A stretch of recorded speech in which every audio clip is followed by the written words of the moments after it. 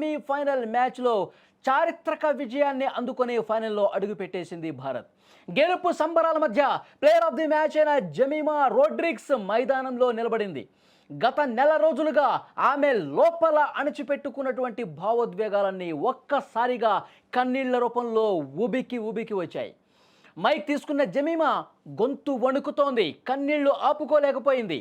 అద్భుత సెంచరీతో జట్టును గెలిపించిన ఆ ఫైటర్ అంతకుముందు తను పడినటువంటి బాధను మొత్తం కూడా మైకు తీసుకున్న తర్వాత బయటపెట్టింది. ముందుగా ఆ జీసస్కు కృతజ్ఞతలు చెప్పింది జెమిమా రోడ్రిగ్స్. గత నెల తనకు ఎంత కష్టంగా గడిచిందో ఆవేదన వ్యక్తం చేస్తూ ప్రతిరోజు ఏడ్చినట్టుగా చెప్పి వాపోయింది. ప్రతి రాత్రి ఏడ్చింది, ప్రతి రాత్రి కూడా నిద్రలేని రాత్రి గడిపినటువంటి పరిస్థితి. ఒకవైపు ట్రోలింగ్ చేస్తూ ఉన్నారు, సోషల్ మీడియాలో తిడతా ఉన్నారు, విమర్శలు చేస్తూ ఉన్నారు, జట్టు నుంచి తప్పించారు, నిరాశ నిస్పృహ, ఇంకా ఎందుకు నా జట్టు కోసం నేను ఏమీ చేయలేనప్పుడు బతికుండటం దేనికి, ఇలాంటి స్థితికి వెళ్ళిపోయింది. ఇవన్నీ కూడా పూర్తిగా నన్ను కుంగతీసేశాయి. ఇక నేను ఇంకా జట్టులో స్థానాన్ని సంపాదించలేనేమో, నేను జట్టు కోసం ఇంకా నేను ఆడలేనేమో, ఇంకా నేను గెలుపు నాకు విజయం రాదేమో అని చెప్పి పూర్తిగా నిరాశలోకి నిస్పృహలోకి పూర్తిగా కుంగ తీసుకుపోయినటువంటి పరిస్థితిలో నా జీవితం పడిపోయింది.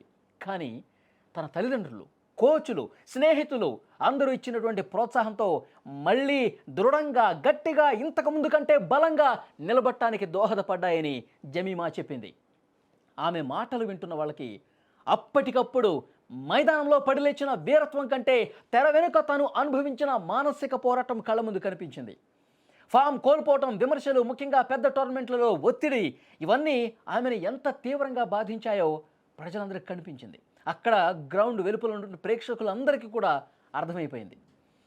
అంటే ఆమె ఎంత ఒక ఉప్పెనని గుండెల్లో అణుచుకుని తన బాధను దిగమింగుకొని జట్టు కోసం ఒక నిరంతరం శ్రమించి జట్టు విజయంలో ఎంత కీలక భాగస్వామిగా పాత్ర పోషించిందనేది అప్పుడు అర్థమైంది. అంటే ఒక నెల రోజులుగా ఇంత బాధను అనుభవించావా?